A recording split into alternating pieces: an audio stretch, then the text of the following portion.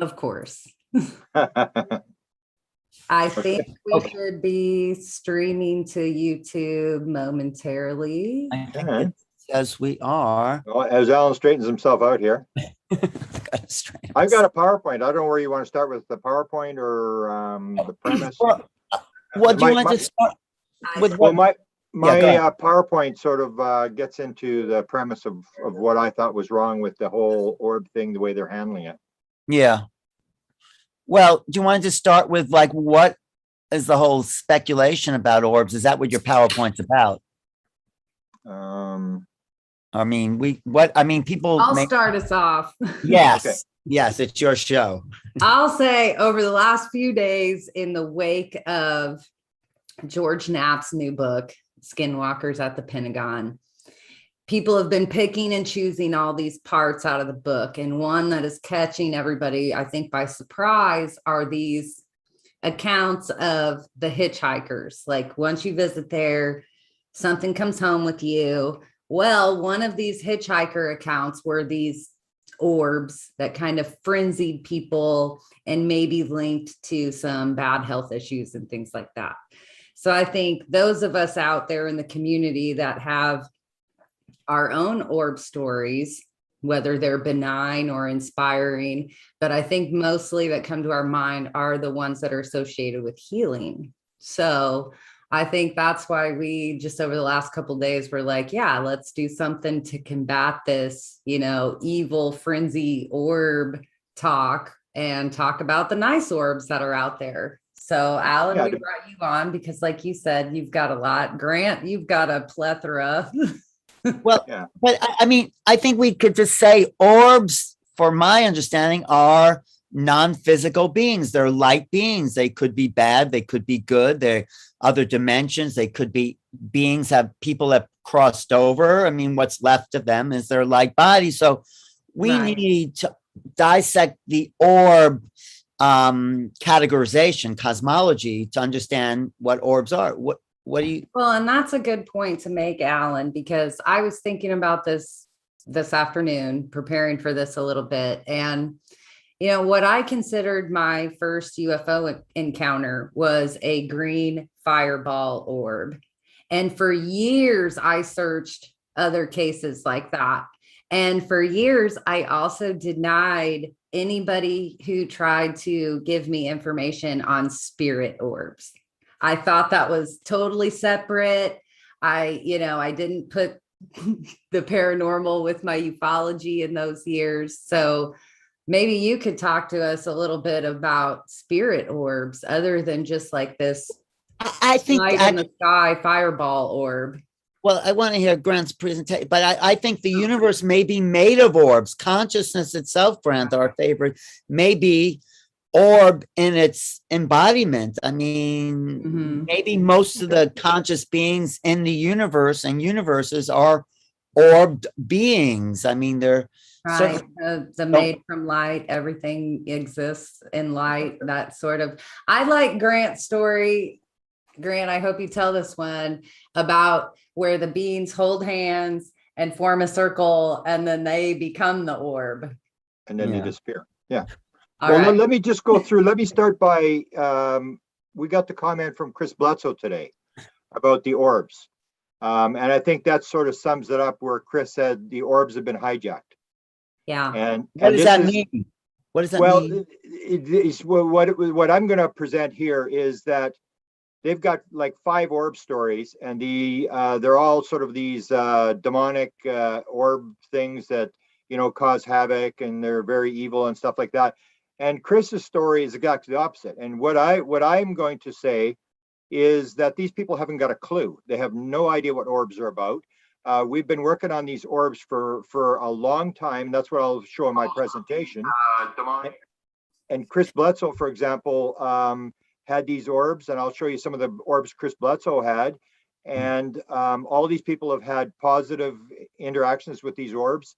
And so you take 5 cases out of what would be literally millions of cases that we now have, photographs, videos, right. And Nicole and I have done a bunch of panels, and we've got one that I'm trying to set up for this weekend with people from around the world, and all these people have collections of at least 10,000 photos or more. Some of them have collections of 250,000 photos. Yeah. And so the thing is, has ASOP dealt with any of these people? Have they gone at you? Because you heard about all these databases they have. Oh, database on this, database on that. Have they ever contacted any of the orb people to find out what's going on? If these orbs are so important and so critical to the whole story, have they talked to the people who actually have the data? We have the data. Good point, but maybe I should just show my orbs from this mortuary when and because you'll bring it to a higher level. These are sort of mundane astral orbs, I think. Well, Alan, don't feel bad. I'll show some of my mediocre orbs Well, later. they're not. Someone sent it to me, but I think Grant brings it to a whole other spiritual level. I think there's astral orbs that are not very evolved, and these are just like orbs hanging around a mortuary, probably people who, are still maybe connected to their bodies or something like that. So they bring this other body in and all these orbs get excited. So do you want to see that? Yeah. All right. Can you make me the co-host there? Grant, Just share I screen. accidentally made you the entire host instead of just co-host. So you have those controls. Let me just, You'll have to watch for Preston. yeah, you have to make me a co-host, I think, Grant. I'm not a host, am I? Yes, you are. She made you a I'm the host. host. Okay, hang on. Well, I can just give you permission to share here then. Okay, whatever. Yeah. Um, Host has disabled participant screen sharing. Anyway, I think Preston has some great healing stories, and so I think he's very important for this. I threw it out there last minute. Okay, you're a co-host now. Okay, I'm a co-host. Okay, now this is something someone sent me from. Is that on your screen? Yep. This is actually a crematorium, but they had just brought a new body in and put in one of those things, and you see all these things start to fly around when they right after they delivered this new body. I don't think they're dust particles. They seem to have more intention in their direction. Well, they're going in all different directions, Exactly. Which is critical. Exactly. I mean, because they're going to say it's dust particles, but the thing is, they haven't got a clue. They have not looked at the data, and that's what Chris is saying. That's what I'm saying. Is that if we've got millions of orb things, why are we not looking at that data instead of just grabbing 5 and building a scenario that we need defense funding and we need to kill these evil orbs? Right. And these orbs were just activated. I mean, the rest of the time is kind of quiet, no orbs in this film until these like new. Good one. Where do you get this one from? This is from someone who got a security cam at a mortuary in Florida. So I'll send this to you. Yeah. We'll put it with our orb stuff. I've got a collection of maybe 20,000 stuff that people have sent me from around the world. But these I'll show you some of the stuff from around the world here. These are not like good or bad. These orbs are just checking out. They're just maybe astral beings that haven't gone to the light, so they're in their orb-like bodies, but they're. I would say that we really, at this point, don't know 100% where they are.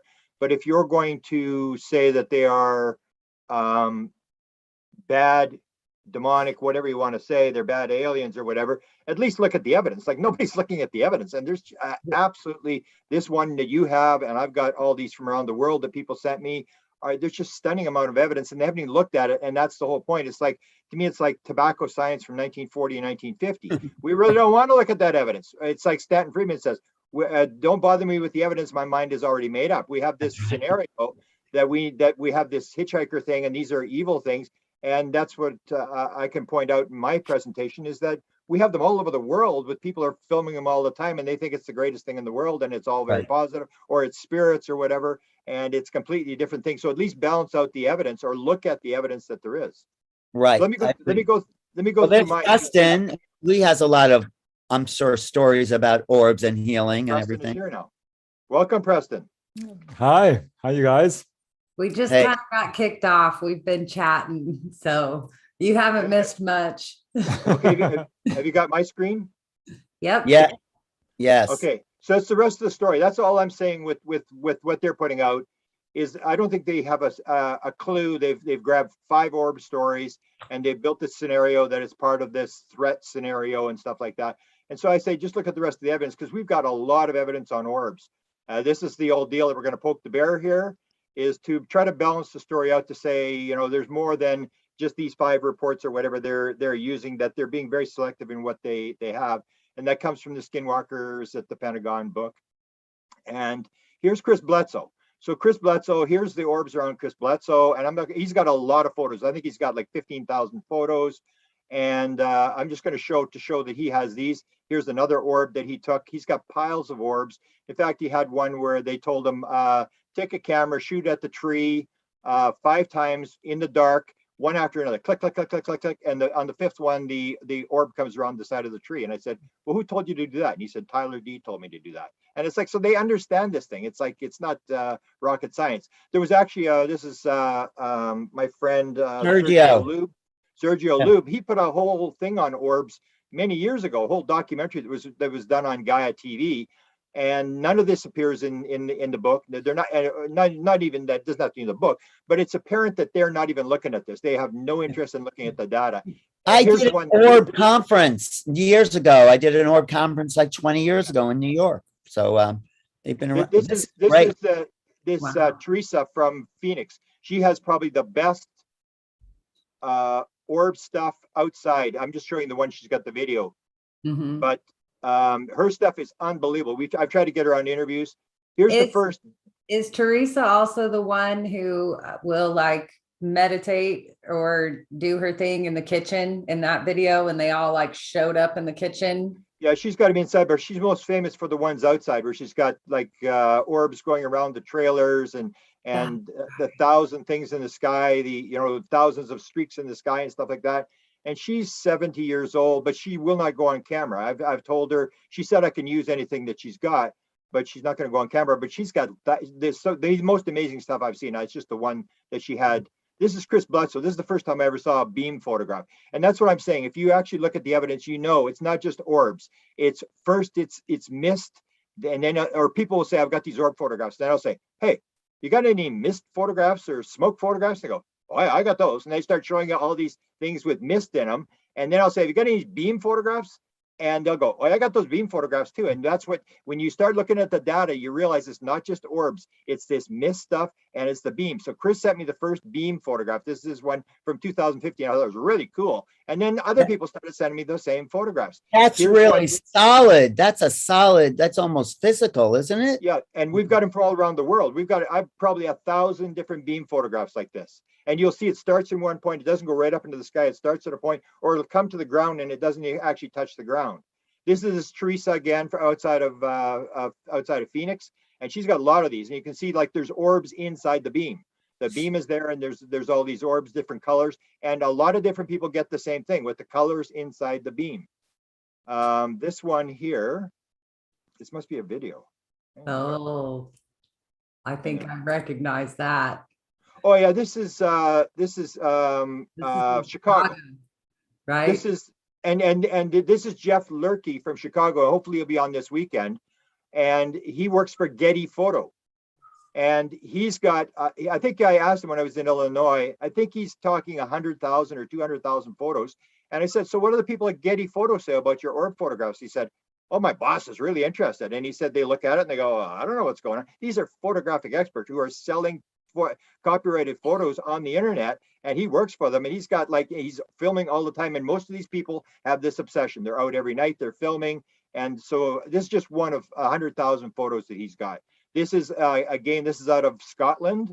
This is Tress. She's an experiencer out of Scotland. You see this. She's got piles of these. I don't know how many tens of thousands she's got. She's got some unbelievable stuff. She's got cats coming out of orbs and stuff like that. Yeah. This is Macedonia. So you can see this all over the world. This is Annetta, who hopefully will come on the panel on the weekend. And she's photographing every night, 15, 20, 30 photographs a night. She's photographing. Here's Hong Kong. This is Stan Ho out of Hong Kong. And I would ask him, have you got the beam photographs? Yeah. Have you got the orb photographs? Yeah. Have you got the mist photographs? Yeah. And he's got a collection of all these things. And a lot of the people who were collecting the photographs didn't realize themselves that there was these 3 different categories. And then you start to see other stuff, which I won't talk about. It's getting more complex. And then when you get Skinwalker Ranch in one of the episodes, they go, look at this. And they're all excited. They go, and it's like, yeah, okay, whatever. It's a beam photograph. We've got these. We've had them for years. We knew, and they were all excited because they go, look what we've got in the sky. We captured this thing in the sky. And there's people all around the world that are taking this. But when it goes on the Skinwalker, then it's a big story. But when there's thousands of people taking thousands of photographs, nobody seems to really care. Here's the mist photographs. And you can see the beams coming. The beams are starting to form inside. I think this might be from Sedona. This one is definitely from Sedona. That's the moon in the background.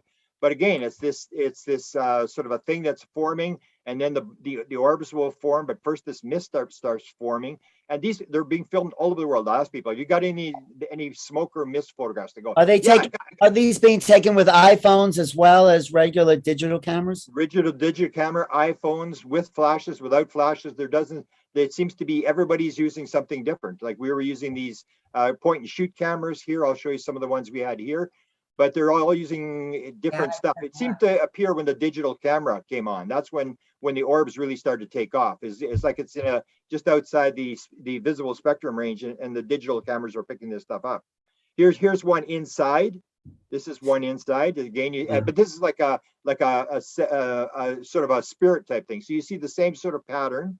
Here's Chris Bledsoe. This is during the day. Again, you get the mist photographs. And I just asked him, I said, you got this mist photographs? And he'd send me this thing. He didn't really know what it was or how it fit in.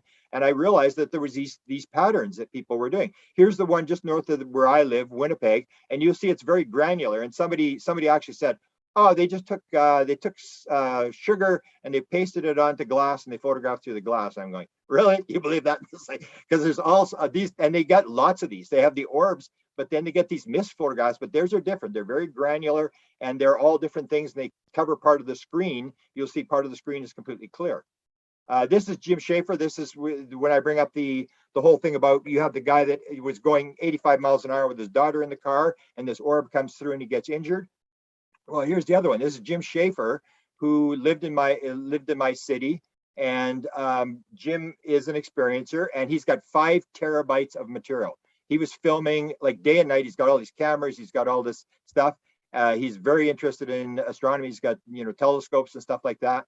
And I asked him, because he's an experiencer, I said, hey, Jim, because he had the triangle. If you Nicole and I released the book on the triangle, we have one of photographs of a triangle on Jim's arm. So I said to Jim, I said, hey, Jim, you hear these weird stories about people with their clothes inside out and backwards? And, these people say, oh, the aliens are so stupid, they can't put the clothes on. And yet everybody has the same thing. The clothes are inside out and backwards. I said, that ever happened to you? He said, oh, yeah, twice. I even took a picture of it when it happened. So here he is with his shirt. He wakes up and his shirt's inside out and backwards. And so he's getting these orbs in his room. And he has, as I said, 5 terabytes of material. He had a video camera going all the time. And here's one of the ones that he has, and it's sort of like yours in the morgue. And He's got a lot of these. He's got a security camera going all the time, and that's him sitting on his bed there.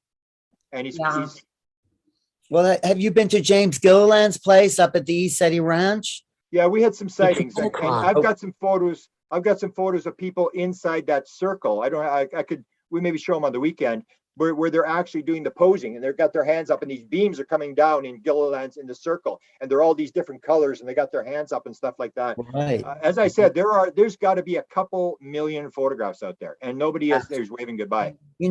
At the Ramper School, that's what they would do during the research, show everyone's orb pictures. There were so many up at the ranch there. And you even have the one, I haven't seen it, but I've heard about. Chris Bledsoe has one with Jim Semivan, where Jim Semivan is standing by the burning tree. I think he was by the burning tree, and he's completely surrounded by orbs. And that's an interesting one, but I just heard about it. Here's the one where he sent me, I think he passed away of COVID, but just before he died, he sent me this one. And this is where he talks about high activity. He starts clapping, and you see them start to appear. And he's got this connection with them.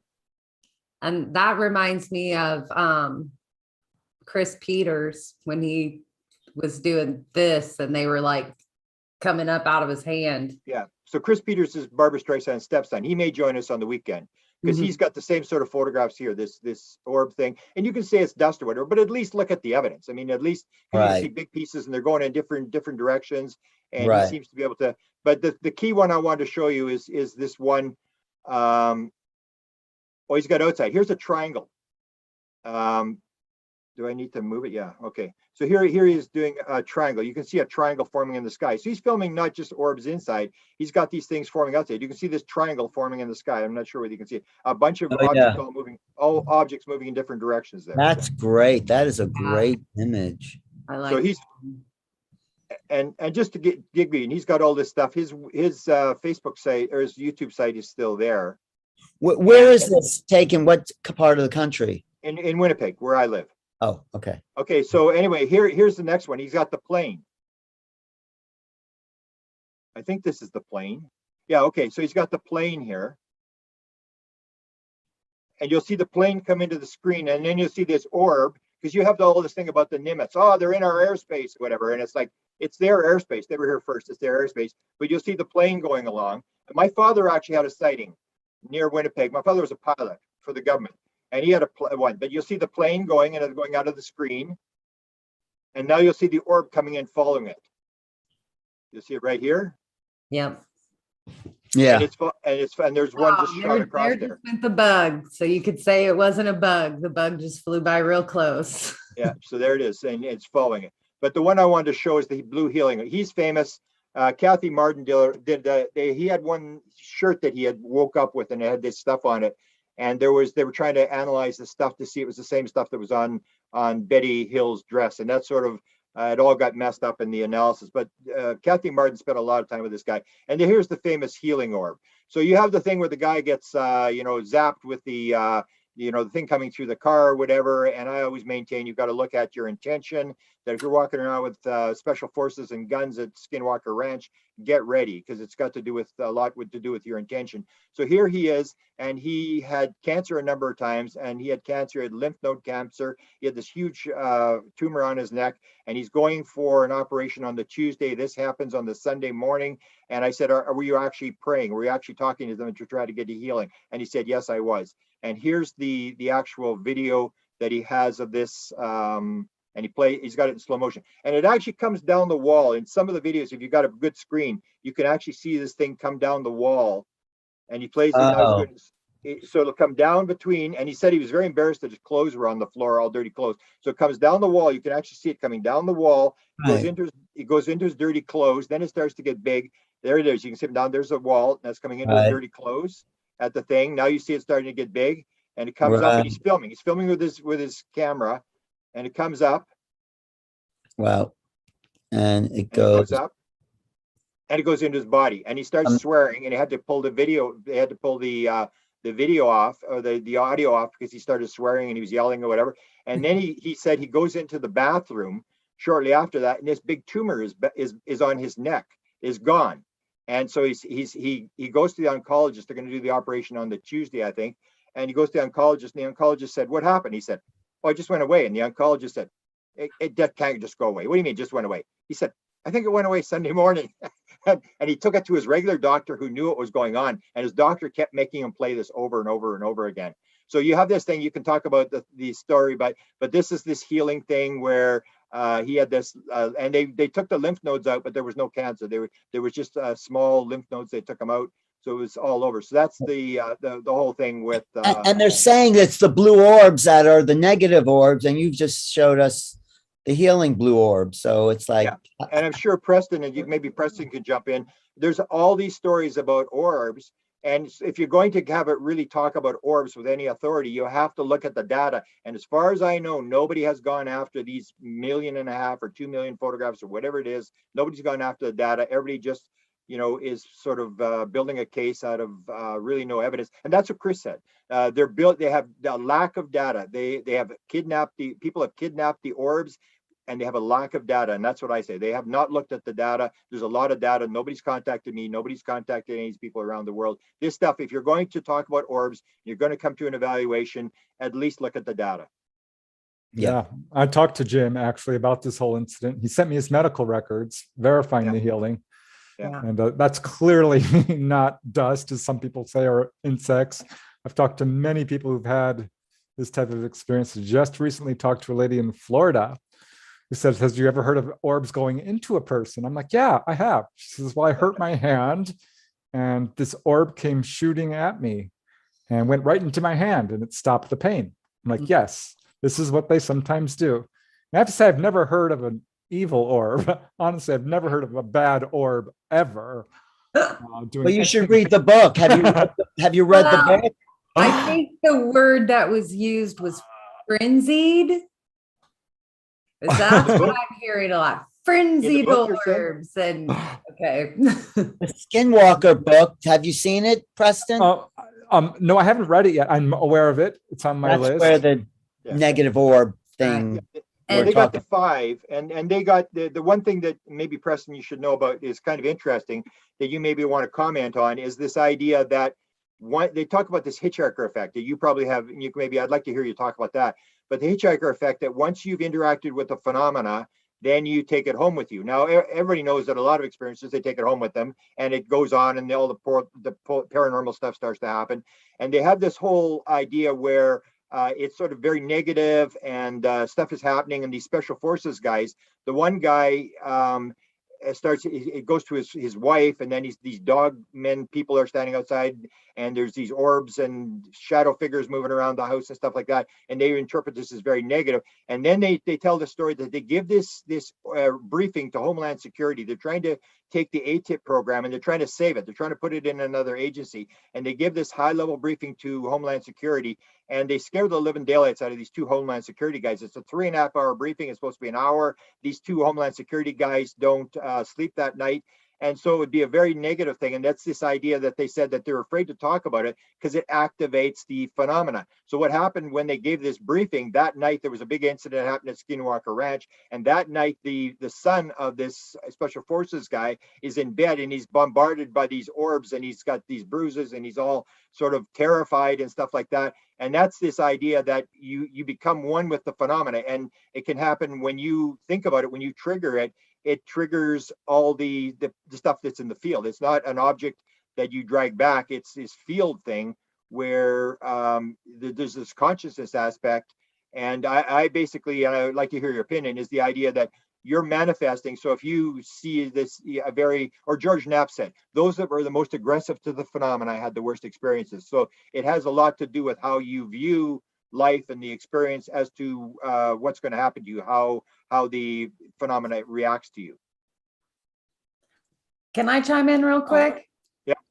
Because what this has made me think of first and foremost is the other blue orb that we've heard a lot of public talk about is this one that shows up in Dr. Greer's CE5 circles. And I think most recently it showed up with him and Demi Lovato, and they call it happiness. So to go from like frenzied blue orbs to like happiness, yeah, he also kind of goes back, and it's like that's a huge spectrum. So and I think if you go back when what's her name, his assistant died in the 1990s. Oh, yeah. shoot, Sherry Adamak. They tell the story where Stephen is in the this cottage or whatever, and the orb comes in, and it turns into this blue being or whatever, and then go in. And that's the idea that the beings can come out of these orbs, or they're in the orbs, or they're this sort of thing. So he talks about this orb thing as well back in the 1990s. And now everybody's all sort of gotten religious about these orbs, and they're spinning this little story. And that the part that annoys me is they're basing it on a couple of cases that they've got that they cherry picked. And everybody is going to read the book and say, "Oh, orbs are horrible, and they're attacking people, and we need to fight them off and stuff like that." And if you're going to do it, at least look at the evidence. Well, Skinwalker may be a portal to some negative orb energies, but doesn't mean all orbs are bad.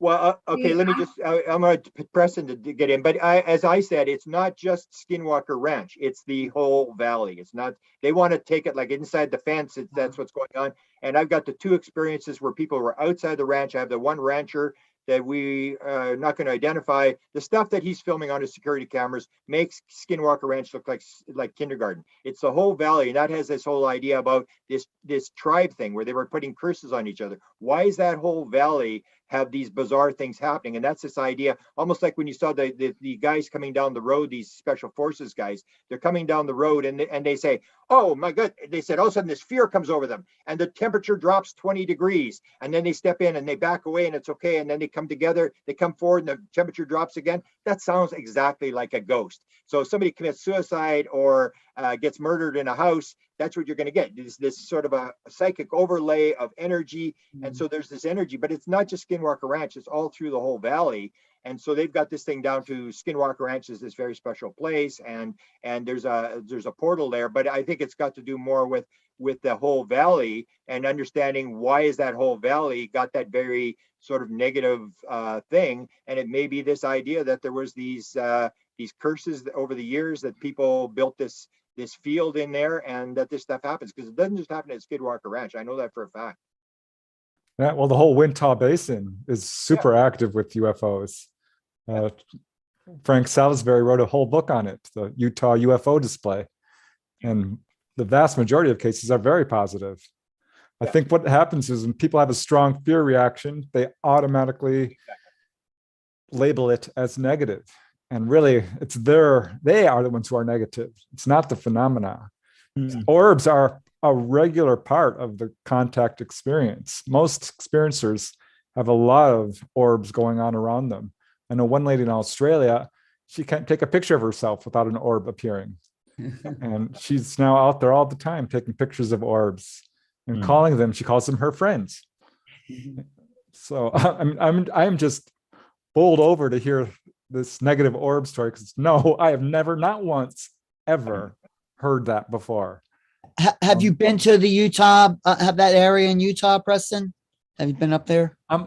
No, I have. I mean, I've driven through Utah a couple of times, But not to the, no, not to the Skinwalker Ranch. okay. I think, Grant, you brought up a good point with saying that it is the intention, and maybe there is a double whammy there with it being Skinwalker and the cursed land, like you said. But I think we do need to keep hitting home that it's the intention of the people that are also going there. You know, there's been benign, incidences, and it's not that I'm trying to say, bad things happen to bad people that go there. It's not that simplistic. But I mean, I think all of us here have maybe gone through some of the lessons of the phenomenon. So, if you're carrying some baggage in there, that's what's going to come out when you're trying to have a heist experience. It's like your undealt with stuff is going to be at the forefront in that a little bit. So maybe that caught these fellas off guard when they're there at the ranch. Maybe they just fought with mom and dad back home, or their girlfriend, and they took all that anxiety. Yeah. Or it's the intention, because you mentioned the intention, and even Brandon Fugel says that there's a reflective nature to the phenomena. And so what happens when Brandon Fugel goes in with his brother who flies the helicopter? He says, when we go in, we pray. And they tell these guys to be very, very careful about what they're thinking about, all this kind of stuff. And that's where I brought up this example, this doctor guy. And he's all skeptical. It's like, I'm this is all garbage. And then he gets zapped. And so when you go back to this original story that I told, where Lakatsky goes to Skinwalker Ranch, and this thing appears in behind the people where nobody can see it except for him, and it's floating there for 30 seconds and disappears. It's almost like the phenomena saying, welcome, you ready for the show to start? I mean, they know what's going on.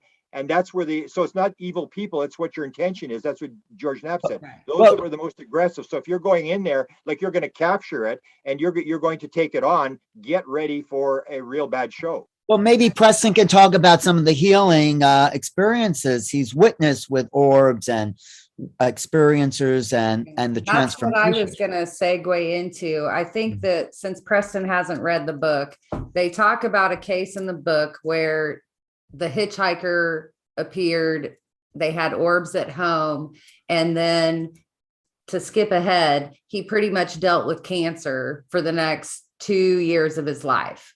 So if he was supposed to be healed by this orb, why did he battle cancer? I think is what people are kind of confronting here. You know, if it didn't heal him of the cancer, did it give him the cancer?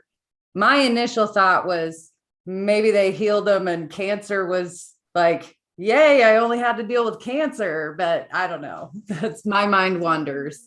Well, it's easy to make false correlations just because you see an orb and then you're diagnosed with cancer, or doesn't necessarily mean anything. Right. Orbs are very common. I've seen orbs myself, and I've talked to many people who've seen orbs. One case that comes to mind was a lady who contacted me from Europe. She was very depressed, just moping around, had chronic depression, and was not able to get out of it. She was seeking treatment, but it wasn't working. And one day this orb comes into her kitchen, and it was quite large, like a grapefruit size, bright yellow. And she said it had this beautiful sparkling energy about it, and just being next to it lifted her spirits, and it started circling around her in the kitchen for a good 5 minutes. And she could feel all this depressive energy just being lifted away. And off it went out through the window. And she says her depression was gone and hadn't returned. She says, this thing came to take away my depression. Have you heard of this? And I'm like, well, that was a kind of a unique case. I haven't heard quite like that, where someone's cured of like a mental condition. Usually it's physical that I'm told about. But yeah, I love the orbs. I think there's still a lot of mystery to them. I remember when I went and visited the Queen Mary, I took a picture of the so-called haunted pool room. There was a big orb in it. And there's a lot of these are spirits. I talked to one guy who was a good friend and a contactee, and he had an orb come into his room. It started elongating and getting wider, and boom, it was his grandma coming to say goodbye. She had died. Well, I was in the Turin church in Italy where the Shroud of Turin was. It wasn't showing the shroud, but I took a picture of that sort of altar. There was a huge orb right there above where that Shroud of Turin was. So maybe my theory is that the veils are getting thinner between the worlds, and this orb reality is just infiltrating or filtering into this 3D world where we're in these dual realities. So they are a part of our world. It's not like suddenly there are some bad guys, there are good guys there. We're interfacing. I suspect they're around all the time. And because one guy in New York, he's a contactee. He sent me a picture. You could barely see him. He was so surrounded by orbs. And contactees have a really unique thing about them. Their vibration has been raised. They're somewhat spiritually enlightened. Their biophysical field is large. They can affect electromagnetic instruments, and they attract orbs. It's absolutely very common. And I think you might be right about the veils thinning a little bit. Grant, the other thing, are you going to show the picture of you and Desda's field trip where she has her hands up and we were doing that. Yeah, that was at that place where those sort of look like sugar, very granular. That's what they're all taken there. And we would do that. We'd take all four with all shooting in the same direction and stuff. And it was like an orb party, and everybody's got their cameras and they're all shooting. And then they got this big giant 80-inch screen, and we'd go and look on these things. But we were trying to pose. We're doing the posing. And I saw that from the one guy, his name is escaping me. I've invited him for the weekend from Sedona. And this guy is the best orb. He takes just amazing piles of photos.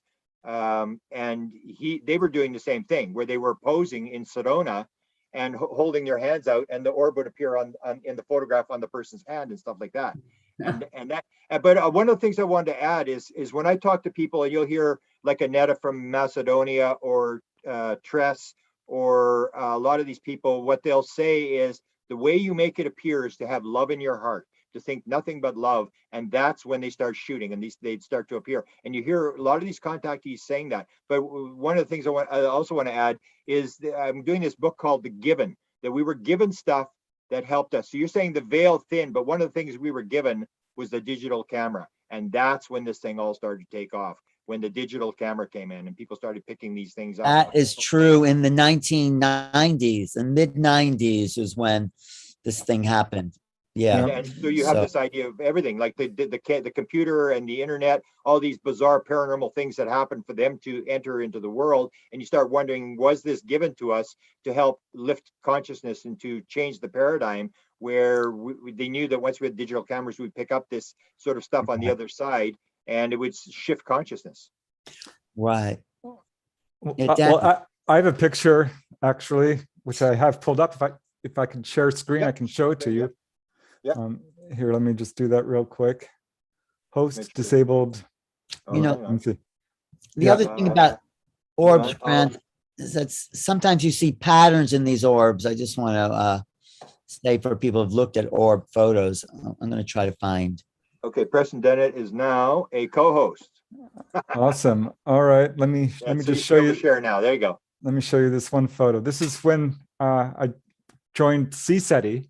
Stephen Greer came to LA and we went up to the Santa Susana Pass and started to call down UFOs. And I took a picture right before we did it. And look, you can see all these orbs, a bunch of them. Wow. And so, I don't see any evidence really. I certainly haven't run across any evidence that this is a bad thing whatsoever. I think these are ETs coming to look down. I think they're spirits. I think it's part of the energy that you're putting out. I think there's still a lot of theories as to what's actually going on here. But I'm certain some of them are spirits. Some of them, I went to a channeling session once with my sister-in-law, Kisara, and a contactee. And we're all sitting in a triangle, looking at each other, talking. And this giant orb comes right in between us. And I'm looking at it because it looked interdimensional almost. And I wasn't sure if anyone else was seeing it. And I was tracking with my eye and I saw my sister-in-law see it. And then Wendy, she shouts out, "I see that too." And we watched this thing just go right between us down into the floor. I think that was part of the whole channeling session. And that's the thing, it goes across the spectrum, that it's all over the place. It's not just on Skinwalker Ranch where they've got these orb things. This is like, come on, man, we've been dealing with this stuff. That's what Chris said. I've been doing this for 15 years. I mean, this is nothing new.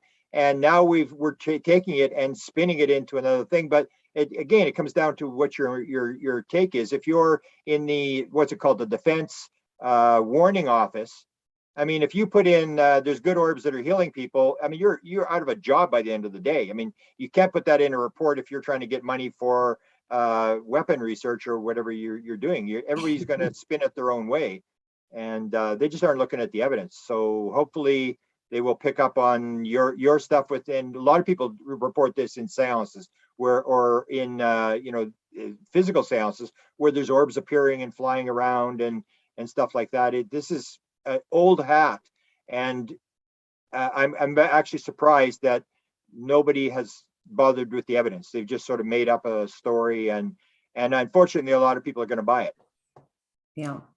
There was an orb book out in the 90s. Do you know about that book? That guy had 250,000 photos as well. That was the guy from Stanford. There was two of them. There was a guy from Stanford and a guy head of a university in England, wasn't it?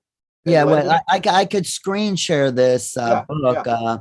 Let me see if I get back there. Yeah, one of them was part of the JZ Knight Ramtha School Mihal led with, and the other was I don't know. He was part of a university. This is it, the Orb Project. Oh, yeah. Now, a lot of these orbs have these sort of designs inside, these complex geometries.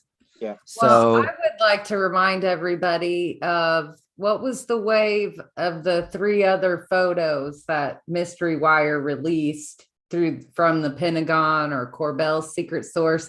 They nicknamed all of them, of course, but there was the blimp with the payload that looked like this weird iridescent floating blimp. And then there was that you just showed on the cover of that book, where it was just like this throbbing orb thing. And then I forget what the third photo was. Was it the Batman balloon? I hate bringing that up now, but it was the Batman balloon one. But that is what I mean, I focused on that one, of course, out of the release of those three, because I'm like, that's the one that's over the Midwest. That's the one that's, I mean, this isn't just out over the ocean. Like, You mentioned the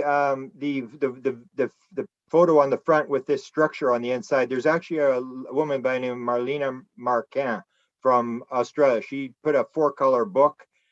She's a scientist who actually analyzes these things. She has a procedure for analyzing. She actually can tell you what the structure means. She has the structure of the edge on the inside. This means this. She has the blows them up, and you can actually see the beings and stuff.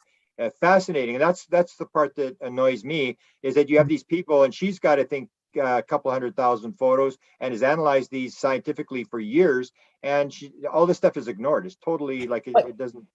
But you know what? I mean, I agree. I actually saw a face of Einstein in one of these orbs. I mean, maybe I was just imagining, but I think different portals have different connections to different types of energies. And maybe just the portal at the Skinwalker was to a kind of lower sort of negative type of astral beings. But right? again, we're going back to the thing, the Skinwalker. They want you to describe it as just Skinwalker. Oh, no, I'm not saying, it's everywhere, right? Whereas people will say the portal thing, that the portal's inside you, like the spot is inside you, that there is no portal out there. You're the portal, you go in. And that's what they want to build, is this idea that Skinwalker is this special place that has these things, and it's very negative, and now it's spreading across the United States and that kind of stuff. Whereas I mentioned yesterday the fact that Chris Bledsoe had the thing followed him home, and I asked him about the shadow people in the house, and he said, oh, they're bad guys or whatever. And I said, what do they do? And he said, they go along the wall and they go through. And I said, did you see the guy with the hat? And he said, yeah, I saw that guy. And I mentioned the fact that I was contacted by the Royal Canadian Mounted Police. We were sort of, they reported us for being too close to tracks when we were filming one time. And the guy comes, he says, hey, you got to investigate these Aboriginal. They seen these shadow figures with the hats. And it was the question, it's like, why is it wearing a hat? And it's almost like a dream sign in lucid dreaming. It's a sign that sort of indicates that you should pay attention. This is not what you think it is. It has some meaning.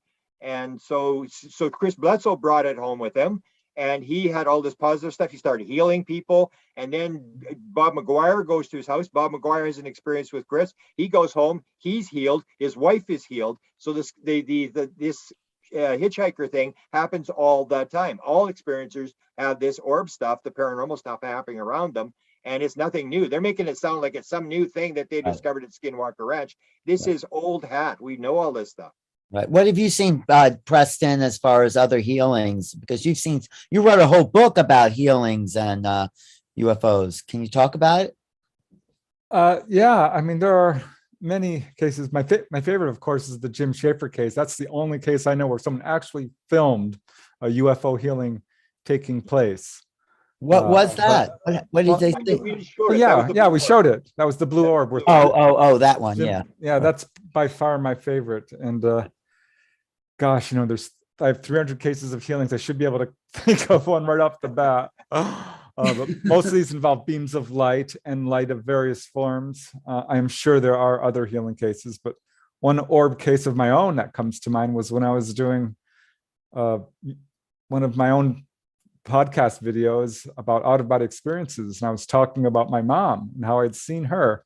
And as soon as I mentioned her, this bright orb appears right over my computer. And I'm like, oh, and I instantly knew it was her. I mean, you kind of can tell. Yeah. There's an energy that comes off of them. So I think we have to really be careful when we're trying to label what these orbs are.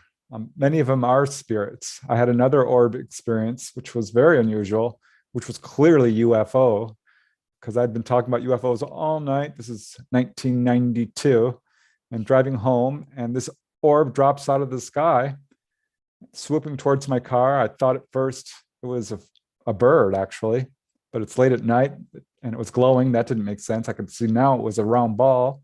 I thought, well, maybe it's a firecracker. It was late July. But then it stops right in front of my windshield, about as far away as I am from the computer, a foot, maybe two. And it was a round ball of light about the size of a golf ball. And it goes back and forth in front of my windshield 2-3 times and dips down and goes straight up. And that's when I had missing time. I don't remember what happened next. Wow. So I think that was a probe. I don't know. Yeah. I've talked to people who've had orbs come into their home and it elongates, widens, and it's a gray. Out steps a gray ET. Yeah, I think you're right in terms of we really don't know what it is. I had a pattern of 14 different things that these orb people all had. They had certain characteristics. One of the characteristics was they all believed they could see a face in the orb, and they would show it to me and say, "Can you see this face?" And I go, no, not really. And then they think it was a relative, someone they knew, or a being or whatever. And so it comes to this idea that they're very sensitive, but you project.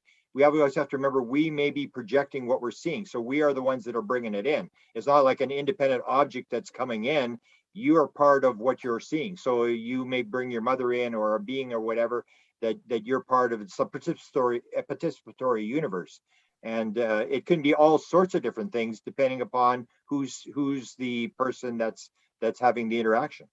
But could it be possible that we are all just orbs with a body? We are physical, but without the physicality, we may look just like that as well. I mean, right? I mean, that's us. I mean, I hope so. you're a beautiful orb, Nicole. Right? Well, there is if you look at the Michael Newton stuff, the Life Between Lives, where he does the 7,000 regressions, he does the same thing where he says to them, take a look at yourself. How do you look? And the person always says, like, I'm a ball of light. And then he'll say, Right. What color are you? And you have this color from white up to purple. And the purple is the highest level. And then he knows he has these 5 levels of souls, how advanced they are based upon the color. But everybody's a ball of light. Like the one person describes, you go into this central thing and the souls are all going around. And then you go towards your soul group and they're going along this sort of highway. And it looks like grapes, like all these lights on like grapes and there's all these soul groups that they're seeing. And so in the spirit world, it looks like to me that people aren't lights. And so he asked them, well, what do you appear as when you see somebody else?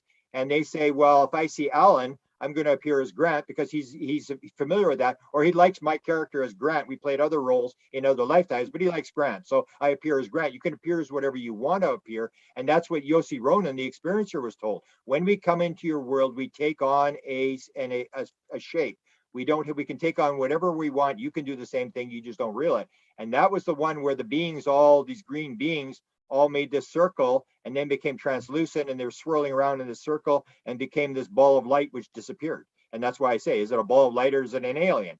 And because people want to always do the thing, it's a flesh and blood alien. But as Leslie Kane described in this experience where the seance, the hand comes in, it becomes physical, and it bangs on the table and she touches it and it's a real hand. And then it goes back into the spirit world. It just disintegrates and goes back into the spirit world. And she saw it a number of times and she's a pretty reliable witness.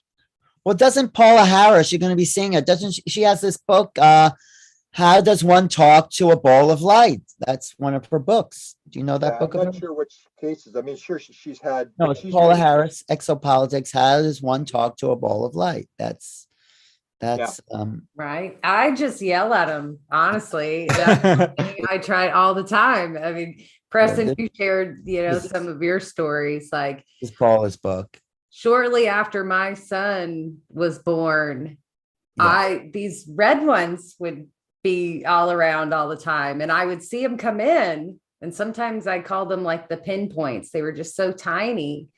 And finally I got fed up with them. I'm like, you guys just go away and don't scare my son. Just go away. And then they come around less often. But I think my big moment, because I also saw this blue one, and once I found out Greer called his happiness, I was like, wow, I was extremely happy when I saw my blue blob orb. But my biggest one also revolved around my son, and it was the same weekend his father had left us. And I swear I was like having a mental breakdown. It was like the worst weekend of my life. And I like yelled out to the universe, like, why? It's like I had this whole moment. And that's when my light being appeared. And then I was pissed because it was shaped like the Virgin Mary and a child. And I was like, how dare you come to me like that? And it poofed into white orbs and just kind of laughter. I think right after I said that, I was like, what, am I supposed to go back to church?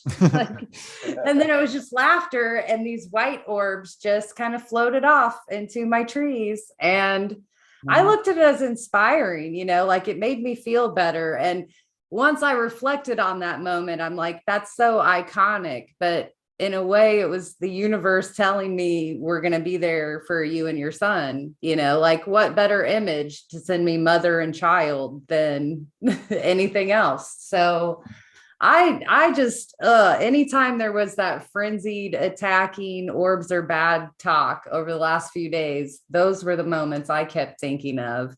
And now my son creates orbs. So I Wow. thought I could share a few of those with That's you. great. There's Can- one. Maybe you This could. This was one of the very first ones that Well, he that's- shared. Wow, Keep that's talking very while you creative. show it. Keep talking while you show it, Nicole, because you Oh. off the screen. Because it has to do the screen thing. Does it show you? Yeah, you got to talk while you're doing it. Hey, that's pretty cool. I thought I was trying to talk. Yep. This one's been up on my wall ever since he did it. That's really good. Excellent. We can sell that because This is the one he brought home from school, though, and he was like, Mom, we're doing circles. And I made an orb. Okay, so what does he say orbs are? He says they're light, but he has this whole thing going where light transport things. Light can transport anything is what he repeats more often than not. You know, that's when he's like, well, duh, they just need to beam it up. Oh, they can just shoot it over on that light. So, And he may be right. He may be he right. might be. And that's what's funny because he loves Science Bob. And that's what Bob says. He's like, if William figures that out, he's got a Nobel Prize. Wow. I'm like, okay. Well, I did find another good healing orb case, and I like this one because she actually felt it, which is actually pretty rare. This is a lady I interviewed. Her name is Alina Del Castillo, and she's a contactee her whole life. And she had cut her third left toe, and it became infected.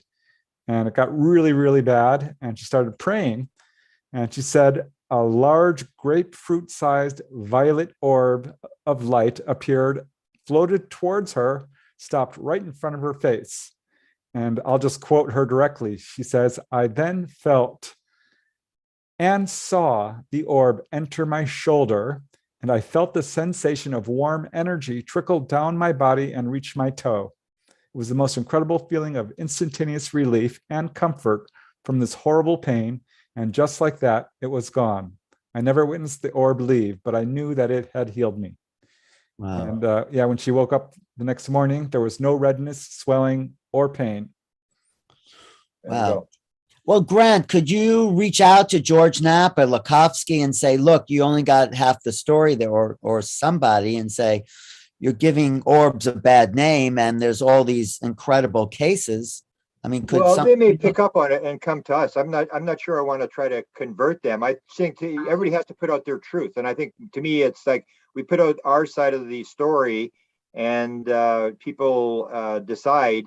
You just got to balance the story. I just thought it was so unbalanced in terms of, that's why I said, I mean, if you took out the joke where if you took out the Tic Tac case from the whole Nimitz case out of the book, I could see why people in the Pentagon thought this was demons. I mean, you got these shadow figures working around and these things are going in people's bodies and stuff like that. I mean, I can see how they would see this as demons because that's the way demons are described. And so it's a reflection of what you see. And, they had a lot of guys with guns. That's why I brought up the thing where they're talking about the injuries. I brought up the one with, they talked about John Burroughs at Rendlesham Forest was injured.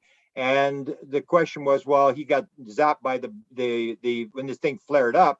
The thing was that Peniston was closer than he was at the time, and Right. Kabanzak was right behind him. And one of the stories Kabanzak told, and he's not done many interviews, was that John had pulled his gun.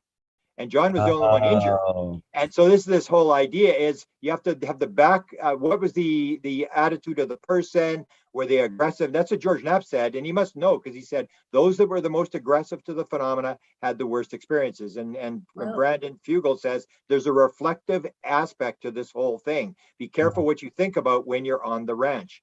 And so that's where I say, you know, we're part of the thing that we think it's we're an object and it's an object, but if it's all one thing, we're connected to everything around us and what we think matters. And that was proved by that briefing that was given to Homeland Security, where they give the briefing and all this stuff erupts around the country, this very negative stuff. And the briefing was very negative. The Homeland Security guys did not sleep that night.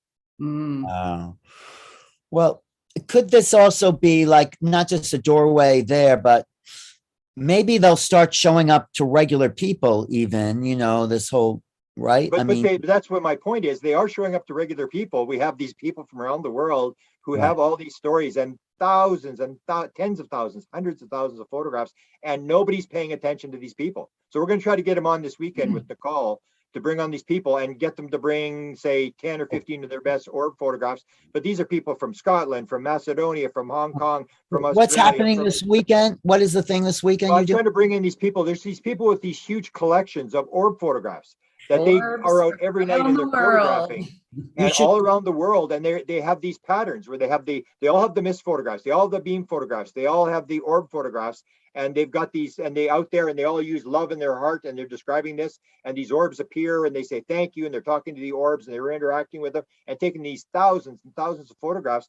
And that's what I say, you've got to talk to these people. They're being ignored. You should call me Michal Ledwith. He has a great thousands of collections of these orb If pictures. I don't think he's active though. I would have got Oh, him, but I maybe don't not. think he's active anymore. So- But we have okay. this Marlena Marquin, who's got, I think, 250,000 photographs. Wow. Chicago's got 100,000 photographs, works for Getty Photos and stuff like that. And just bring them together and see what they think when they hear people are now, you know, demonizing orbs. Because these people they live, or we were even in Illinois down the road from Nicole in August, and this was a metaphysical tribe. None of these people knew about UFOs. They're all psychics and channelers and tarot card readers and stuff like that. And we had a CE5 that was run by a couple of people, and in there nothing happened. I said, oh, it's just like the regular CE5. We're sitting there, nothing's happening. It's like total waste of time. And then these people at the radio started to go off, and I filmed the radios. The radios started to chatter, and I thought, well, this is pretty cool. And then this woman comes up and says, look at the photograph I got. Right beside me, Sinead Wellahan, there's this big thing above her, this sort of orb right above her. And I go, really? And then another photograph came. And then I said to the people, I said, who's got photographs? And they put out an email. There was piles of people getting photographs of orbs. And of course, Jeff from Chicago, I went to him because he's one of these guys that's got 100,000 photographs. I said, what do you got? And he said, oh, I've only got a couple. And he's got a couple of beams and orbs and stuff. And then about 10 minutes later, he comes, now I got a lot of stuff. And he was filming all these orbs and stuff. I didn't see them. But that's the thing is there's a lot of this stuff around. And if you're going to talk orbs, I think you've got to talk to the people who have got the material. And nobody's come to us. Right. There's if you look at the appendix, all the reports they've got, nothing has to do with orbs. So as far as I'm concerned, you have no authority to talk about orbs unless you looked at the data. Right. So I'm just saying maybe we could reach out to George Knapp, I'm sure, and Lakovsky and say, look, there's this whole other side to the story. Here, Alan, let me ask you this. What? How do you exploit a ball of light? Is that what they're doing? Are they exploiting it to make They want to, so if they Defense- can't, they're just gonna defense move on. weapon. They're like, hang on, we're still using light bulbs. Just leave the orbs alone. How do you defend yourself against a ball of light? You know, it's like that's a threat identification program right there.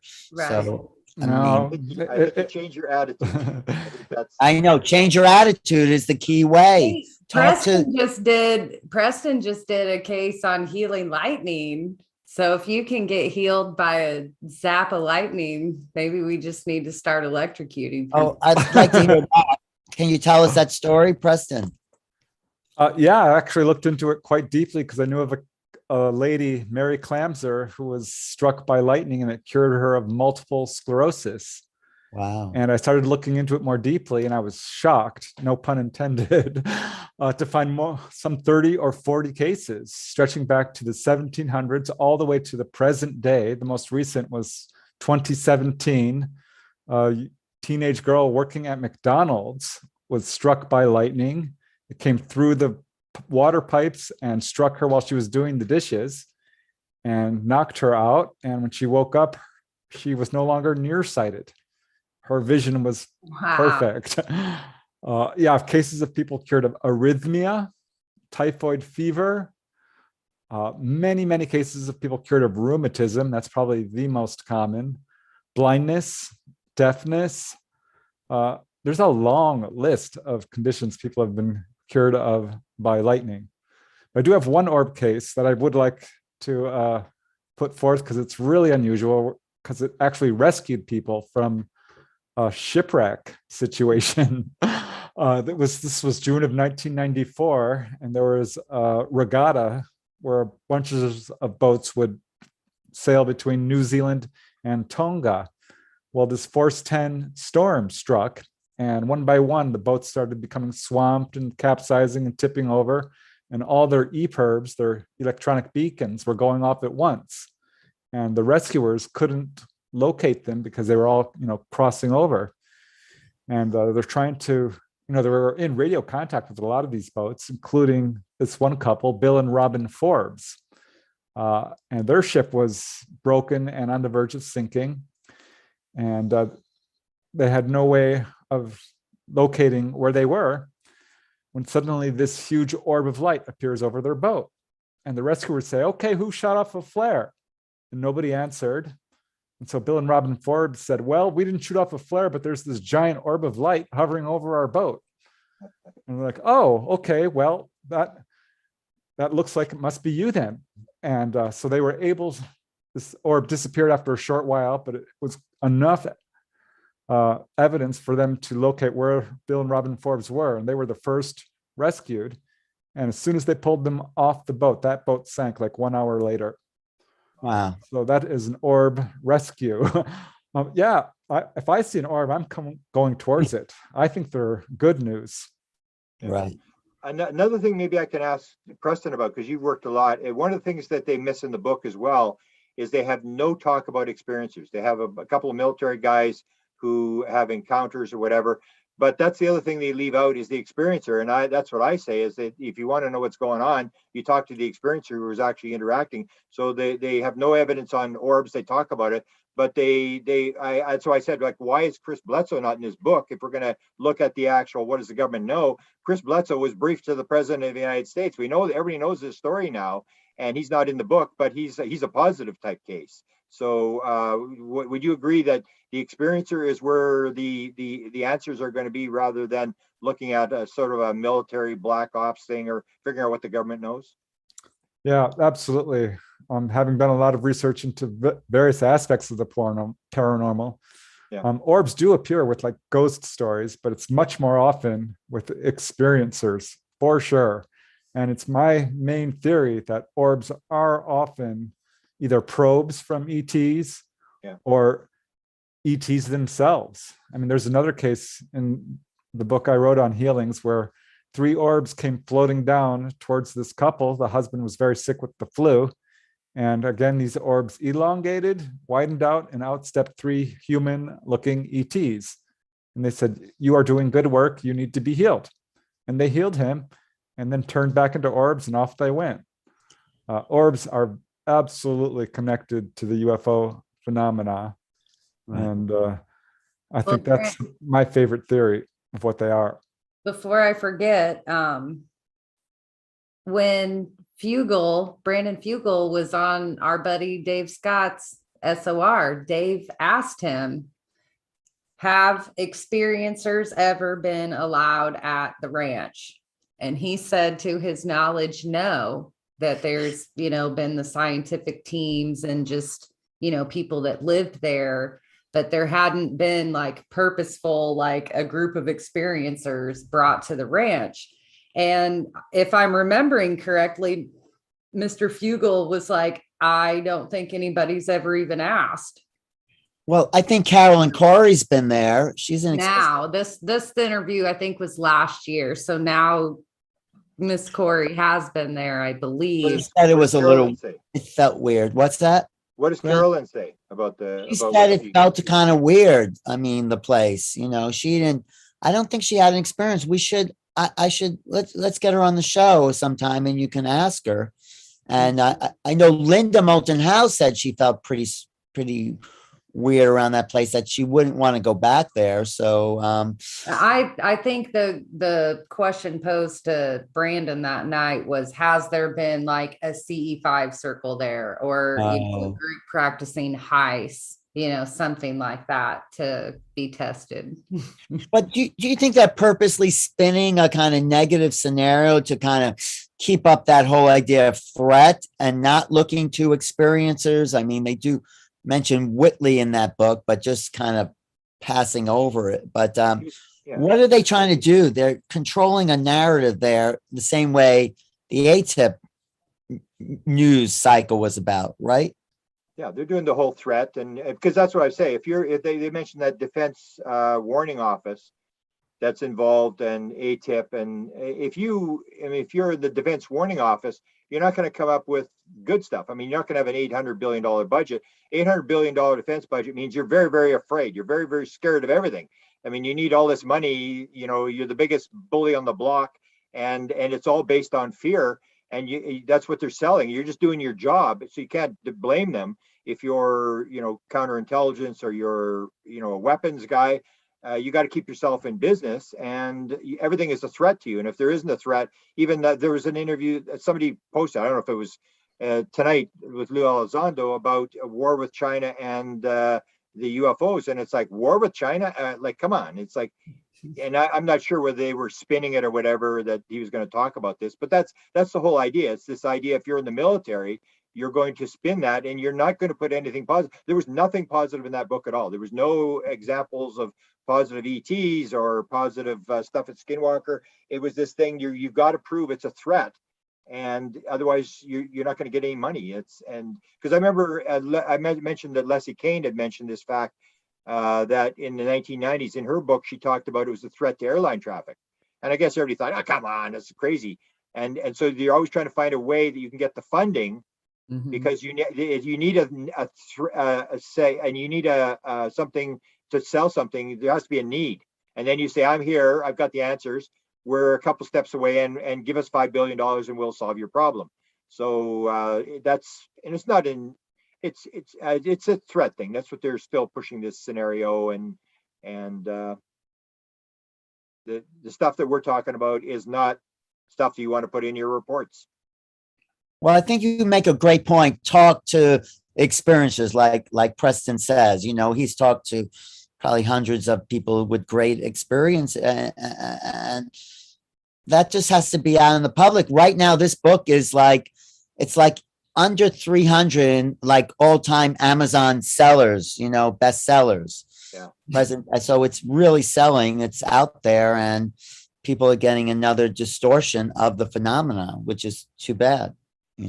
But fear always sells. That's how it works. I mean, if you've ever done Consciousness Life Expo, you can do a consciousness presentation. You get 35 or 40 people, and you go across the hall where they're doing some circus act, and there's like 600 people in the room, and that's how it works. So yeah, people easily buy fear. They want to play the victim. They want to have Big Brother take care of them. I think we just balance the evidence. We put it out there.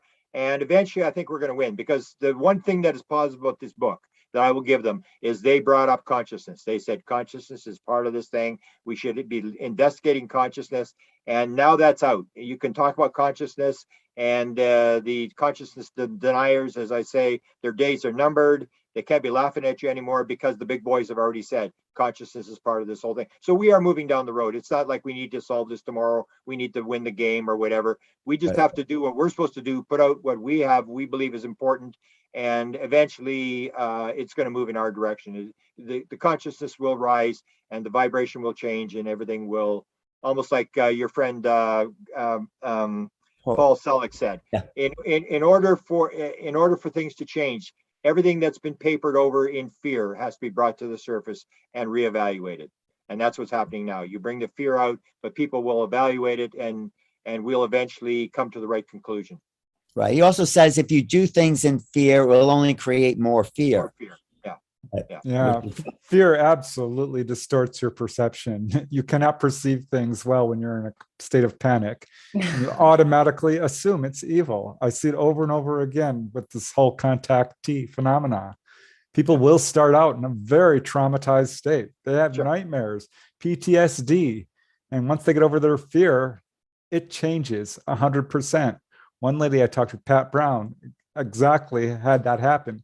She actually went to Sedona, talked to a channeler claiming to channel ETs, and she said, "Oh, I'd love to go on your ships."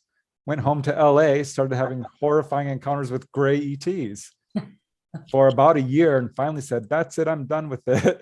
I want to go on the ships and see if this is really happening." And boom, it became a very spiritual experience. And she did have this orange orb come into her room. And they said, "We are giving this orb to you for healing. You need to work with this for the next month to overcome your fear." The same thing happened. Yeah. Matthew Roberts, he was in a lot. He was one, I think he was on the Roosevelt, saw those things, went into a lot of fear about it, went and had a lot of negative experiences, and then he said, "I'm just going to be with this." And then it transformed into this great spiritual awakening. He wrote this book called Initiated, Matthew Roberts, which is all about his transformation. So you're right. That goes across the same thing they talk about, like psychedelics, I know, because the whole thing is there's only one rule. Surrender is the only rule. Believe me, surrender is the only rule. You have to surrender. Same as the near-death experience. When they do the research on the people who have the bad near-death experiences, they're people who can't let go. So when you look at the UFO thing, these people, when it first happens, they have the paralysis. They're disassociated. They're in fear. They don't know. And I always make the joke: once they suddenly realize what's going on, they become messiahs, and you can't shut them up. And they're running around and they're telling everybody what's going on. And Chris Bledsoe started that way. For the first 9 months, Chris Bledsoe sat in a chair in a room and prayed for God to take him out. His whole life, his whole worldview was shattered. And he didn't know what to do. And his wife said, "You're not going to talk to the kids about this." And he was staring out the window and he didn't know what to do. He was just devastated. And look at him now. I mean, he's realized what's going on.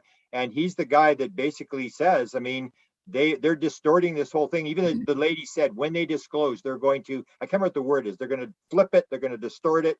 And that's what you're seeing is happening. This disclosure is coming. But because it's the government, it has to be this fear aspect that you need us, and everything's built in fear. But that fear will eventually leave a lot of people. But it requires this surrender thing, that once you surrender, then you're allowed into the mystical side of the field. But until you do, get ready to go to hell. Yeah.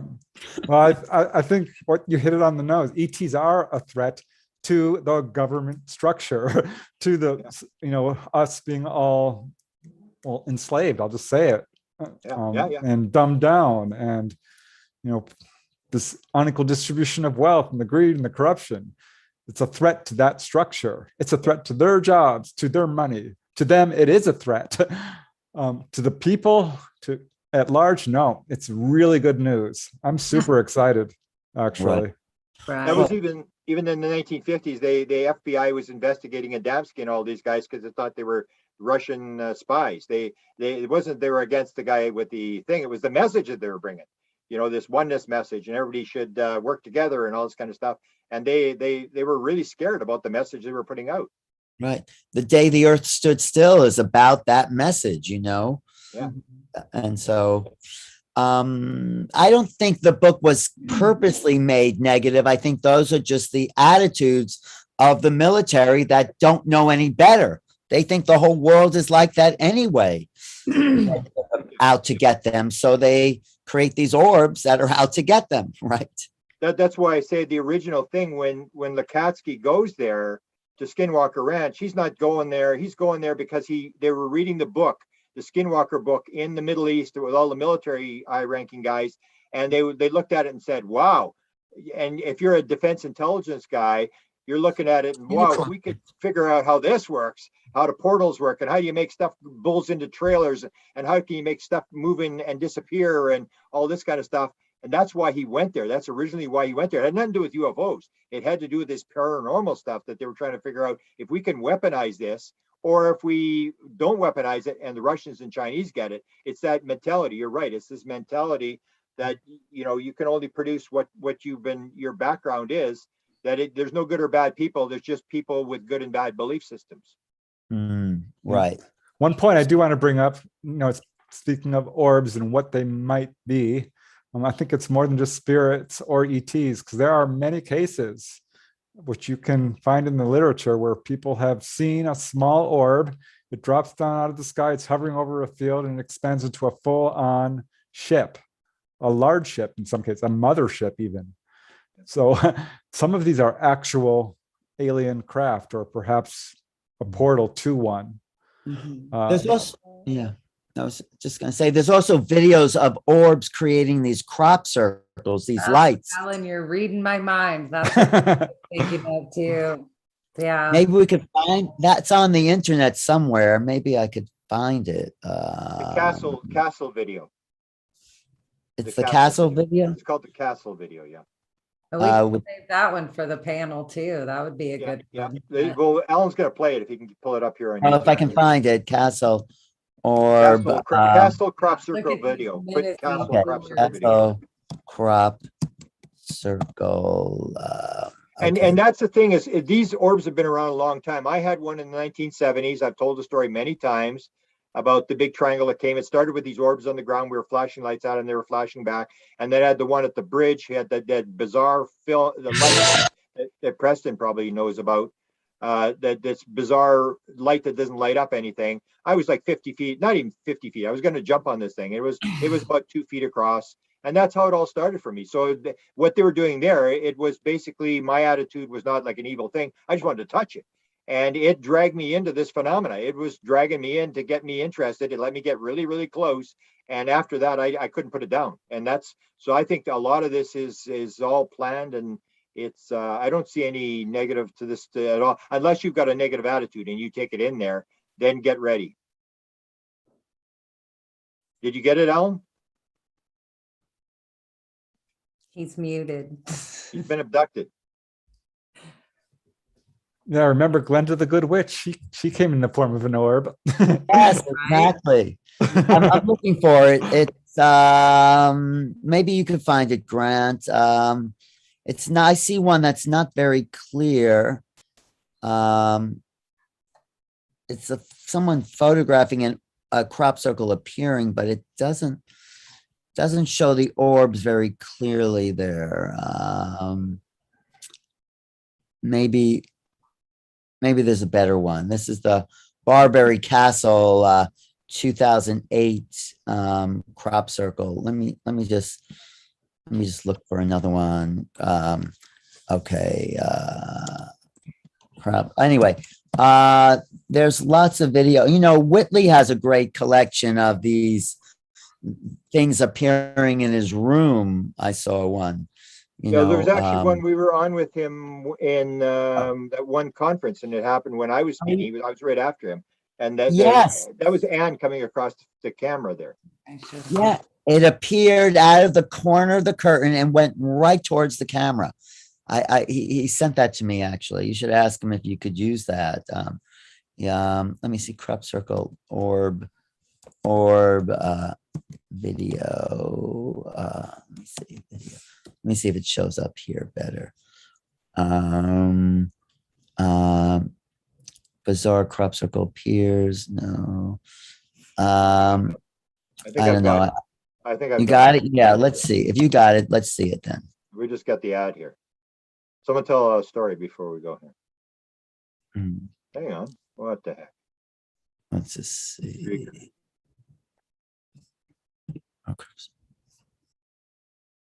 Okay, I've got it. So get ready here. Let me. Okay. Your screen share. Okay, can you see my screen? Yeah, make it larger. The picture. You make the whole. And Here's get, the, get rid of the oh there. Okay. Oh yeah. Those are those white lights. They're actually forming the circle there. You can see the circles being laid down when that white light is over the field. This is the only video of a crop circle actually being formed. Yeah. That's great. That's worth showing in slow motion, you know, like, and showing the lights. And as the circle, that's classic. Mhm. As 2008 Barbary Castle circle. And I've been to England, I've stood in these circles, and you really feel a vibration there. There's actually people there as well. And of course, they're saying it's just hoaxed. I mean, that's the way out of it. Here comes an orb here. Oh, is this another crop circle? Yeah. This is an orb going across the fields here. I don't know if you can see it all that well. I couldn't. Oh, yeah, it's very faint. It's very faint. No, it's not. They paid those guys to come forward, Doug and Dave. They paid them £100,000 to say they were doing it. After drinking in a bar all night, they'd go out and for fun, they'd make these crop circles. But they could not have made these sophisticated circles because the crops are not broken. They're bent. There's with, 3 of them, yeah. Mhm. That's a great one. What's that one called? Sure. Well, gentlemen, You- I think this might be a good time to wrap it up too. I've got to get my little gentleman in bed. It's a school night. Well, I think Okay, you proved your point, Grant, that orbs are not all bad. Not all. Yeah, I don't think there's any good or bad. It's